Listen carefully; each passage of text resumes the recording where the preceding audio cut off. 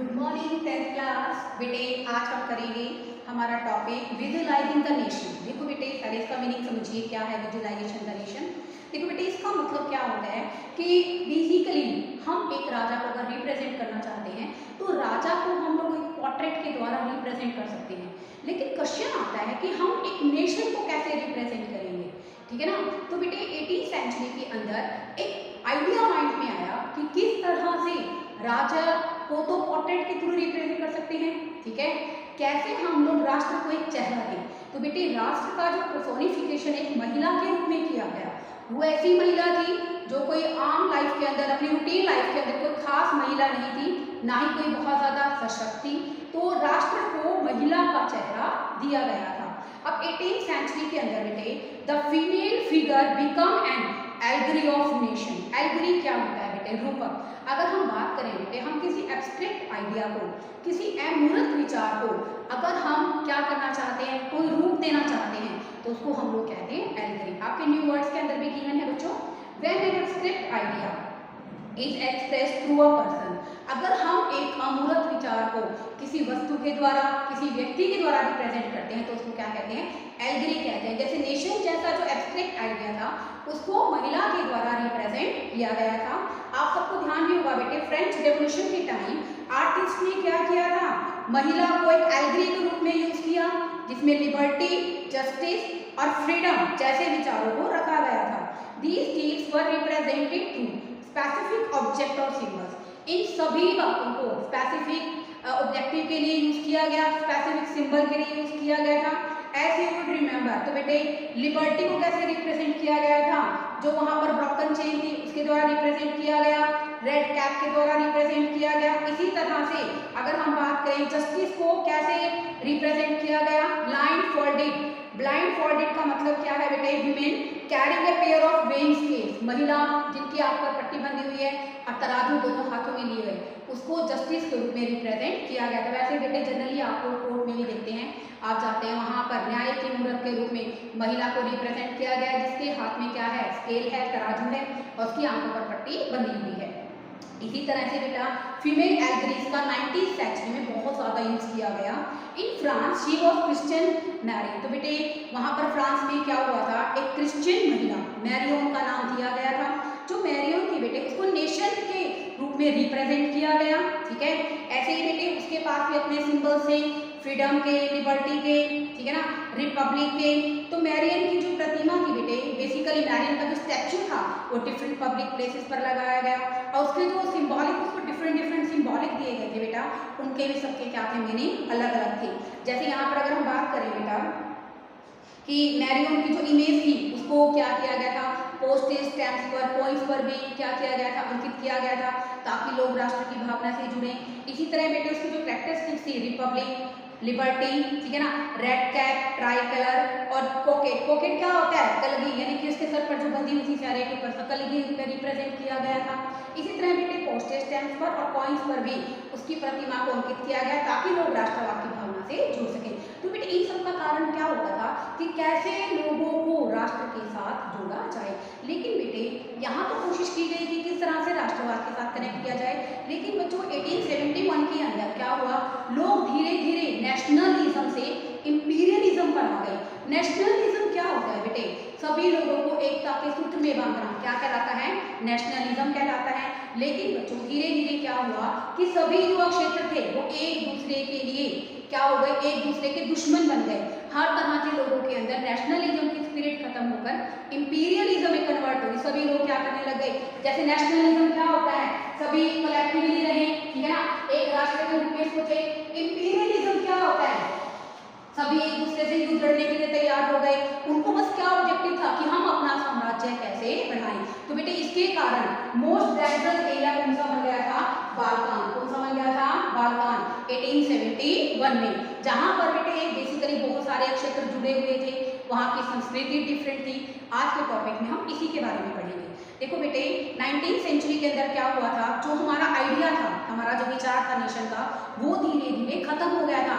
हमारे जो सेंटिमेंट्स थे वो खत्म होने शुरू हो गए थे। During the period of nationalist group become increasingly intolerant of each other and ever ready to go to the war। इसका इसका मतलब क्या है, इसी बीच बेटे लोगों के अंदर राष्ट्रवाद की भावना खत्म हो गई और वो अपना साम्राज्य बढ़ाने के लिए हमेशा के लिए युद्ध के लिए तैयार रहने लगे।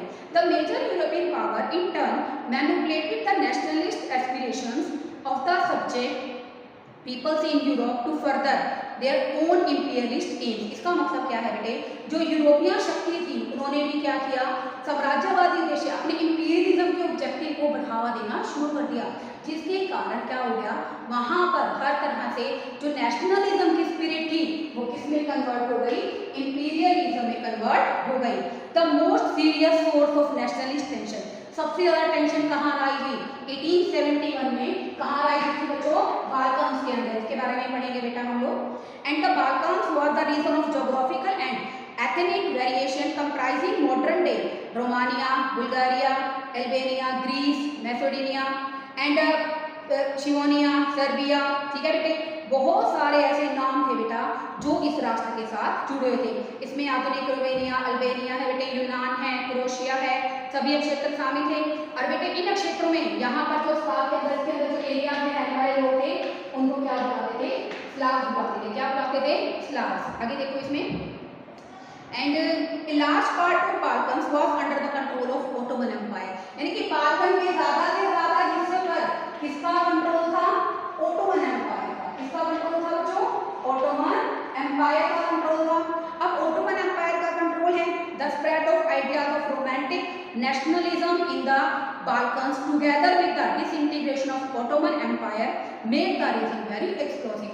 अब वहां पर जहां पर बाल्कन में सबसे ज्यादा कंट्रोल किसका था, ऑटोमन का था, लेकिन वहां पर धीरे धीरे क्या हुआ, रूमानीवाद, जो आधुनिक रूमानीवाद राष्ट्र है उसके विचार फैलने लग गए और लोगों बेसिकली वहां पर क्या हुआ, जो ऑटोमन साम्राज्य था उसकी स्थिति काफी विस्फोटक हो गई, क्योंकि लोग आधुनिक रूमानीवाद विचारों के बीच में विचारों को समझने लग गए और वहां पर ऑटोमन साम्राज्य की स्थिति काफी एक्सप्लोसिव हो गई।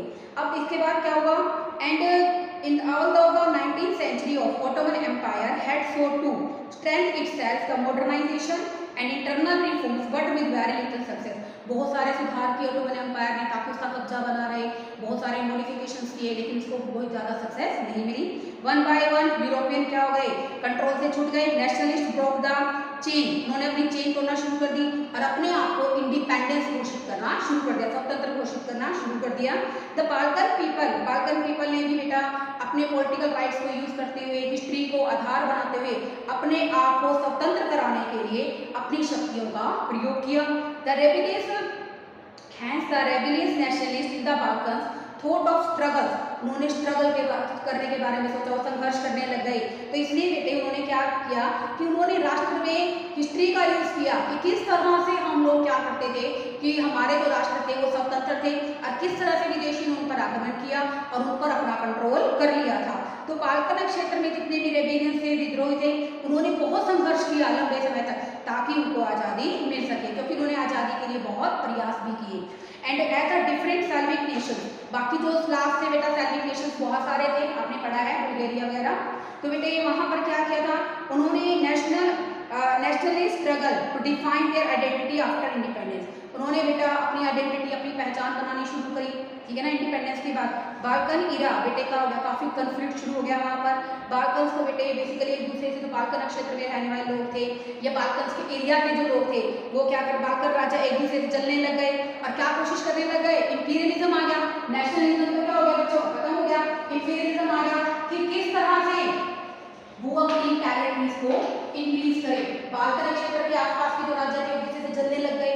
अब उनकी कोशिश क्या रही कि किस तरह से वो अपने एरिया को, अपनी टेरिटरीज को इंक्रीज करें, ठीक है।